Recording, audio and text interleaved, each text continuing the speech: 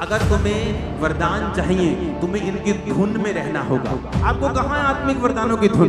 परमेश्वर के राज्य में बलपूर्वक प्रवेश किया जा सकता है। एक बल नजर आएगा तभी परमेश्वर देता है। लोगों को लगता है कि वरदान अपने आप काम करने लगते हैं, कई बार ये ऐसे हो जाए, ऐसा नहीं है। कलीसिया को इस्टेब्लिश होने के लिए आत्मिक वरदानों की जरूरत है। आज बहुत सारे पास्टर्स ग्रोथ में नहीं हैं क्योंकि उनमें आत्मिक वरदानों की कमी है। बहुत सी जगहों के ऊपर हाथों और पैरों की कटी हुई गॉस्पल सुनाई दे रही है। कुछ लोग सिर्फ प्रीच करने के लिए बुलाए गए हैं, वो बात अलग है, लेकिन वो प्रीच करने के साथ साथ हीलिंग और प्रोफेसी का विरोध करते हैं, जो कि गलत है। बाइबल कहती है आत्मिक वरदानों की धुन में रहो। अब आप वो बात सुनना चाहते हो जो कोई व्यक्ति कह रहा है, चाहे वो परमेश्वर का ही क्यों ना हो, या आप वो बात सुनना चाहते हो जो प्रभु का वचन आपको कह रहा है। प्रभु का वचन कहता है आत्मिक वरदानों की धुन में। धुन का मतलब क्या होता है? अगर हम यूनानी भाषा में इसको पढ़ें, कहता डिजायर आफ्टर स्पिरिचुअल गिफ्ट्स। धुन का मतलब है जेलो। यूनानी भाषा का 2206 नामक शब्द टू बी जेलस ओवर, जो कि 2205 शब्द से निकला है, जिसका मतलब है जेलोस, जिसका मतलब है प्रॉपरली हीट। जैसे लोहा गर्म हो जाए पूरा तो भी वो हथियार बनता है। आप बिना गर्म किए लोहे को जितना मर्जी पीट लें, वो आप उसे मनपसंद हथियार नहीं बना सकते। बहुत से लोग ये बात नहीं समझते हैं कि स्पिरिट में एक रूल है, और वो रूल क्या है? चाहे वो हीलिंग हो, चाहे वो वरदान हो, या परमेश्वर के साथ संबंधित कोई भी कार्य हो, जब तक आप उस चीज की धुन में नहीं है, लिखा प्रॉपरली हीट, पूरी तरह से एक चीज गर्म हो जाना। पानी उबाल तब आता है जब पूरी तरह से वो गर्म हो जाता है। टू बी जेलस ओवर, एक चीज के लिए पूरी तरह से पीछे पड़ जाना, उसकी धुन रखना। 12 साल की लहू बहने वाली औरत अगर ये सोच के घर में बैठी रहती कि हाँ प्रभु यीशु मसीह आएंगे, मेरे घर के पास से कभी निकलेंगे तो मैं जरूर छूंगी, क्योंकि मैं जा नहीं सकती ना। लेकिन बाइबल कहती है वो लोगों को छू नहीं सकती थी क्योंकि उसे अशुद्ध करने वाला रोग था। अगर वो छूती तो मारी जाती। फिर भी वो अपने घर से निकली, और परमेश्वर को छूना आसान नहीं था। भीड़ में से चीर कर रिस्क लेके प्रभु को छुआ। हीलिंग आसान नहीं है जैसा लोग समझते हैं। कोढ़ी परमेश्वर के पास आया, जबकि कोढ़ियों को लोगों के पास आने की आज्ञा नहीं थी। जहां लोग थे, छावनी थी, जहां लोग रहते थे, नहीं आ सकते थे। लेकिन बाइबल कहती फिर भी ये कोढ़ी परमेश्वर के पास आके उसको प्रणाम करके कहता है यदि तू चाहे तो मुझे शुद्ध कर सकता है। रिस्क लिया उसने।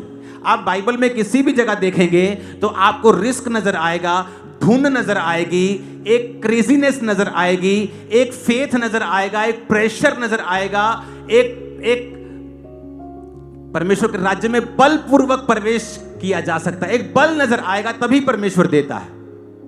लोगों को लगता है हीलिंग का वरदान आराम से काम करेगा। वो क्या करते हैं? हीलिंग के लिए प्रार्थना करते हैं। जब देखते हैं लोग चंगे नहीं हुए, 1 साल हो गया प्रार्थना करते, वो अपनी सेवकाई चेंज कर लेते हैं, प्रीच करना शुरू। उन्हें लगता है कि हीलिंग नहीं करनी, हमने प्रीच करना है, लेकिन अंदर से बताते नहीं वो। लेकिन बाइबल कहती है अगर तुम्हें वरदान चाहिए, तुम्हें इनकी धुन में रहना होगा, प्रॉपरली हीट होना होगा, तो ये वरदान तुम्हारी लाइफ में काम करते हैं और तुम इनकी डिजायर करते हो। आप फेक प्रोफेसी करके दूसरे पास्टर्स का भी कई बार नाम खराब करते हैं, क्योंकि प्रभु आपके साथ बात नहीं कर रहा होता, लेकिन आपको लोगों को इंप्रेस करना है, लोगों को बताना है कि मैं कुछ हूं, और इसी चक्कर में क्रिश्चियनिटी का नाम बदनाम होता है। इसका मतलब ये नहीं आप प्रोफेसी ना करें, लेकिन आप प्रभु की आत्मा से करेंगे तो वो सच होगा। अगर आपको वो वरदान कोई चाहिए, आज से कुछ साल पहले जब मैंने प्रोफेटिक में प्रवेश किया और परमेश्वर का आत्मा जब मुझसे बात करने लगा, तो मैंने वो उस प्रोफेटिक वरदान को शाइन करने के लिए प्रभु से कहा, परमेश्वर मैं रोज तेरी वेदी के पास आऊंगा, इतनी भेंट मैं रोज तुझे दूंगा पैसों की, इतनी प्रार्थना मैं रोज करूंगा सिर्फ एक इस वरदान के लिए। और मैं रोज परमेश्वर के सामने जाता था, रोज अपने बीज को बोता था, रोज प्रेयर करता था सिर्फ एक वरदान के शाइन करने के लिए। और मैं सालों में करता रहा हूं, और उसके बाद वो वरदान शाइन होना शुरू हुआ। धुन में रहना। आप धुन में कैसे रह सकते हैं अगर आप 24 घंटे उस बारे में सोचते नहीं हैं? एक प्रोफेटिक वाला आदमी आपको लड़ता हुआ नहीं मिलेगा, वो आपको प्रेयर माउंटेन पे मिलेगा, प्रार्थना करता हुआ मिलेगा। उसे मालूम है अब मुझे सोना है, मुझे दर्शन देखना है, प्रभु मुझसे बात कर। 24 घंटे वो उस धुन में रहता है। वो सोता भी बाइबल पढ़ के है, वो सोता भी प्रार्थना करके, उठकर भी प्रार्थना करता है, बाइबल पढ़ता है, वो उस धुन में रहता है। वो अपने आप को स्पिरिचुअली तैयार करके रखता है। मैं रोज भेंटों को बोता था, रोज। आज वो भेंट 5 गुना हो चुकी है जो मैंने शुरू की थी। रोज प्रभु के सामने भेंट, रोज प्रार्थना। प्रभु जी ये इस वरदान के लिए है। रोज लोगों को लगता है कि वरदान अपने आप काम करने लगते हैं, कई बार ये ऐसे हो जाए, ऐसा नहीं है। इनके पीछे प्रॉपरली वर्क किया जाता है, एक एक चीज के पीछे।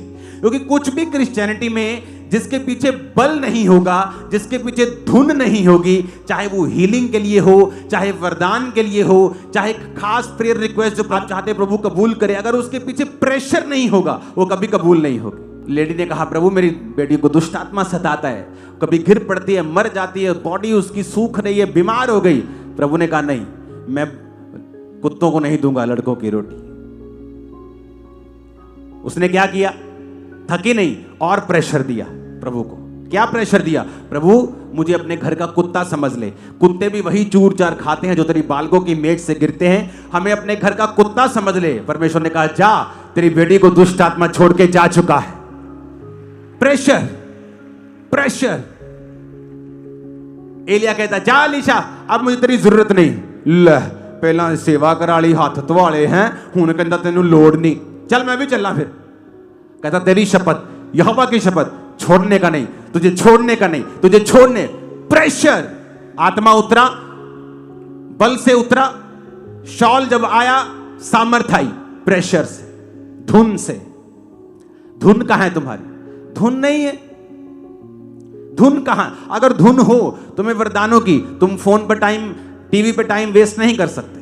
अगर तुम्हें धुन है तो, जब धुन होती है किसी चीज की, अगर आप किसी सिंगर से मिले जिसको धुन होती है गाने की, वो हर टाइम आलाप गाता है मन में, हर टाइम सिंगिंग करता है, हर टाइम हारमोनियम लेके, उसको धुन है।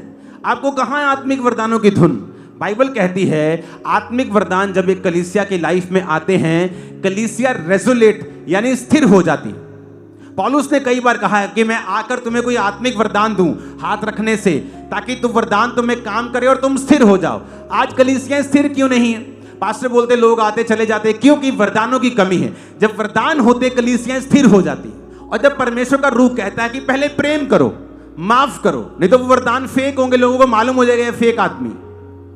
पहले कहता प्रेम का अनुकरण करो, पहले प्रेम तुम्हारे अंदर होना चाहिए। फिर कहता वरदानों की धुन में रहो। हीलिंग वरदान, उसकी धुन में रहो। मैंने देखा है रिजल्ट, जब क्रूसेड्स होते हैं घंटों घंटों दर, जब प्रार्थना में बैठते, परमेश्वर उस पर प्रेशर देना, खुदाबंद आज ये होना चाहिए, परमेश्वर आज ये होना चाहिए, खुदाबंद आज तेरा आत्मा इस तरह से कार्य करना।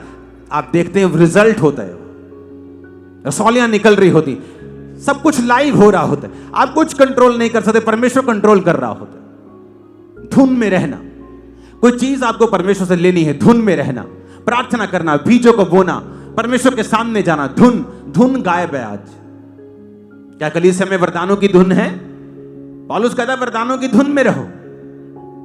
आज भी उस वरदान को और शाइन करने के लिए, प्रभु के और करीब जाने के लिए, मैं खुदावंद के सामने फिर भेंटों के साथ रोज, एवरी डे, रोज खुदावंद ये वही भेंट है इस वरदान के लिए। और 2 भेंटें मैं देता हूं वरदानों के लिए अलग, टाइथ अलग है, हेल्प करना अलग है। अपने टाइथ से आप विडो की हेल्प नहीं करते। टाइथ लिखा बाइबल में, परमेश्वर के लोगों के पांव में जाता था, परमेश्वर के भवन में जाता था। तो जब हम बिब्लिकली करेक्ट सब कुछ करते हैं तो राइट रिजल्ट हमारी लाइफ और सेवकाई में होते हैं। क्या आप धुन में हैं? क्या आप उस चीज के लिए वाकई धुन में हैं? प्रॉपरली हीट, जेलस ओवर, पूरी तरह से आपका मन उसको परस्यू कर रहा है, उसका पीछा कर रहा है, उस पर प्रेशर दे रहा है, आपकी लाइफ सेम नहीं होगी, ये गारंटी है। आमीन ऊंचे वाला चाहिए चर्च। मैंने कहा आमीन ऊंचे वाला चाहिए चर्च। परमेश्वर के गहरे वेदों को परमेश्वर के दास के द्वारा जानने के लिए और ऐसी और नई वीडियोस को देखने के लिए हमारे YouTube चैनल को सब्सक्राइब करें और साथ में बेल आइकन को प्रेस करें ताकि ऐसी और नई वीडियोस की नोटिफिकेशन सबसे पहले आप तक पहुंच सके। जुड़े रहें परमेश्वर की हजूरी के साथ। God bless you.